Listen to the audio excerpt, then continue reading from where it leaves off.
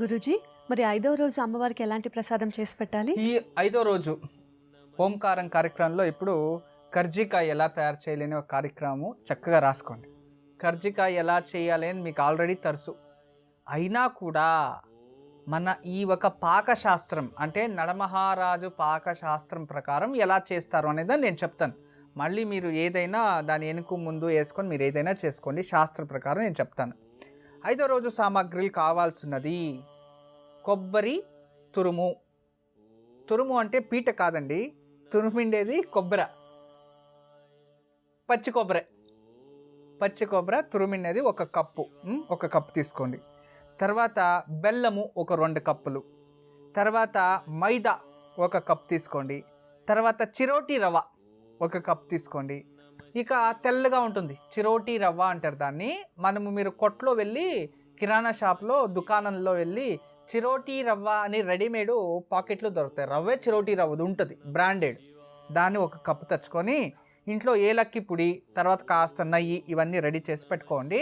తర్వాత వీటిని చేయడానికి మంచి నువ్వుల నూనె మంచిది, లేదు అంటే వేరే శనక్కాయల నూనె, లేదా మీరు ఏం వాడతారో నూనె, వంటలకు వాడే నూనె, ఇవన్నీ రెడీ చేసుకొని చక్కగా మీరు ఫస్ట్ ఏం చేయాలంటే పూర్ణం తయారు చేయాలి. పూర్ణం ఎలా తయారు చేయాలి అంటే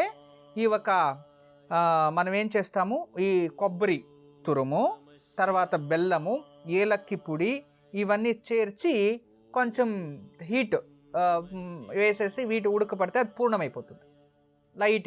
లైట్గా ఎక్కువ మళ్ళీ కాదు, లైట్గా ఎక్కువ చేస్తే మళ్ళీ పాకం అయిపోతుంది. అది లైట్గా అలా వేడి చేసి దీన్ని వేసేసి కలిపేస్తే అవన్నీ పూర్ణం అయిపోతుంది. గుండుగా బాగుంటుంది ఇలా చూడ్డానికి.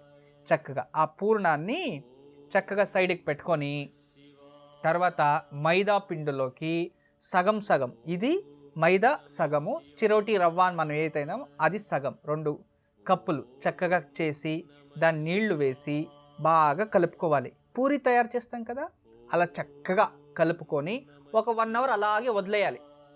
లోపలే అది ఈస్ట్ ఫామ్ అయినట్టు మెత్తగా ఫామ్ అవుతుందన్నమాట.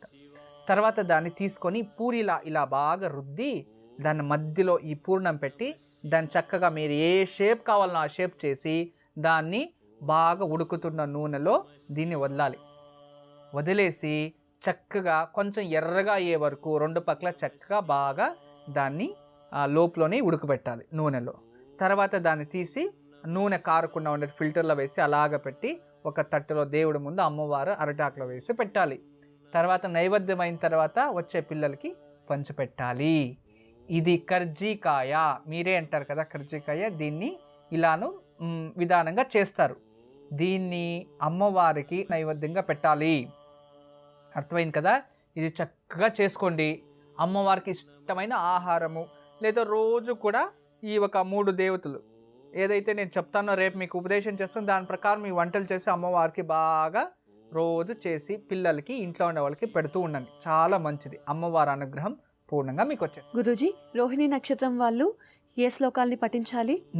ఇక ఈరోజు రోహిణి నక్షత్రం వారికి విష్ణు సహస్రనామంలో ఉన్న శ్లోకాలు. ఈ ఒక రోహిణి నక్షత్రంలో మొదటి పాదం ఉన్నవారు విశేషంగా శ్లోకం అంటే ఈ శ్లోకం వచ్చి ఒక 13వ శ్లోకం. ఈ 13వ శ్లోకంలో విశేషంగా రుద్రో బహుశిర బభ్రుహు నుండి ప్రారంభించి మహాతపాహ ఎండ్ అవ్వాలన్నమాట. ఇంతే శ్లోకం. అంటే నేను చెప్పే పదాలు కాదు, అక్కడి నుంచి స్టార్ట్ చేసి మహాతపాహ అని ఎక్కడుందో ఆ పూర్తి అల్లో 2 లైన్లు మీరు చక్కగా చదువుకోవాలి. తర్వాత 2వ పాదంలో ఉన్నవారు సర్వగా సర్వ విద్వానుహు అక్కడి నుంచి ప్రారంభించి వేదవిత్ కవిహి ఎండ్ అవ్వాలన్నమాట. వాటికి రెండో పాదం వాళ్ళు ఈ శ్లోకాన్ని చక్కగా చదువుకోవాలి. తర్వాత 3వ పాదం ఉన్నవారు లోకాధ్యక్ష, అక్కడి నుంచి ప్రారంభించి లోకాధ్యక్ష సుర దక్షో అని వస్తుంది. లోకాధ్యక్ష సురా దక్షో అక్కడి నుంచి ప్రారంభించి చతుర్దంష్ట చతుర్భుజ ఆటికి ఎండ్ అవ్వాలి. చతుర్దంష్ట చతుర్భుజ అని వస్తుంది అనమాట. ఆటికి ఎండ్ అవ్వాలి. ఇది చక్కగా మీరు చదువుకోవాలి.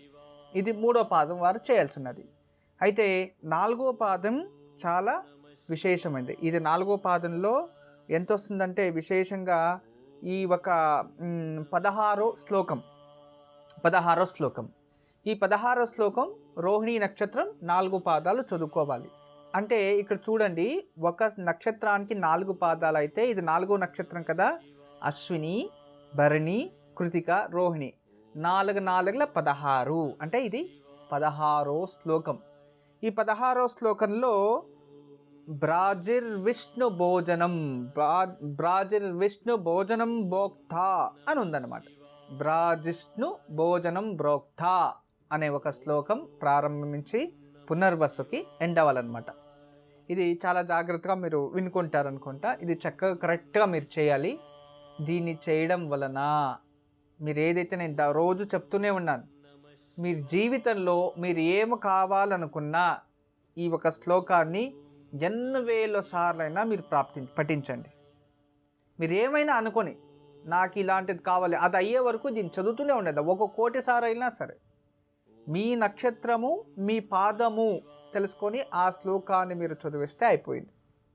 నిజంగా ఈ ఒక విష్ణు సహస్రనామము అంటే ఇక దానికి మించిన ఇంకొకటి లేదన్నమాట. అంత విశేషత ఇందులో ఉంటుంది. అద్భుతమైన శ్లోకాలు.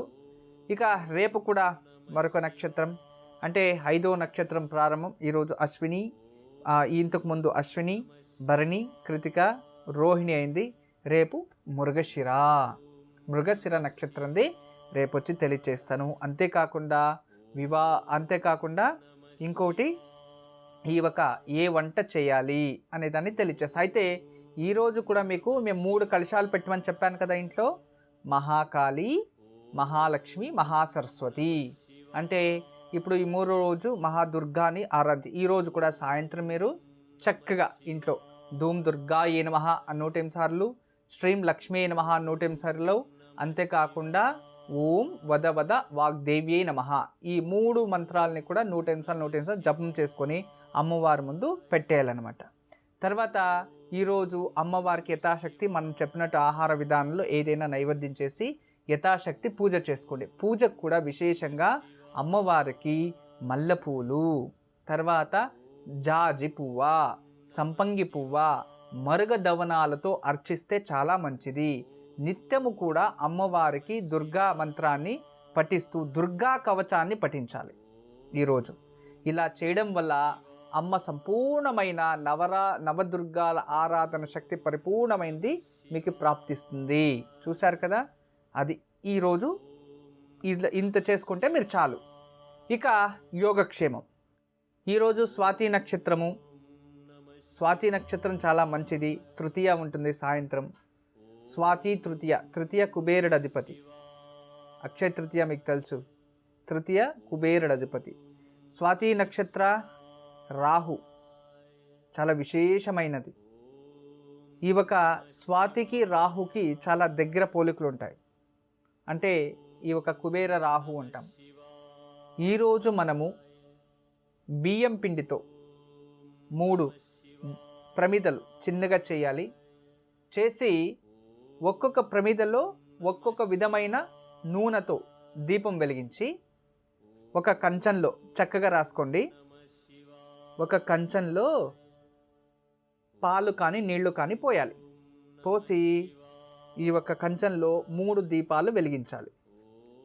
3 దీపాలు వెలిగించి అంటే ఆ ఒక బియ్యం పిండితో చేసిన ప్రమిదలు అందులో పెట్టి 3 రకాల ఒక్కో దాంట్లో ఒక్కొక్క రకమైన నూనె వేసి దీపాలు వెలిగించి ఆ ఇంట్లో ఉన్న దేవతలకి అందరికీ పూజించి తులసి మొక్క దగ్గర పెట్టాలి. ఇలా చేయడం వలన ఇంటికి పట్టిన రాహు దోషము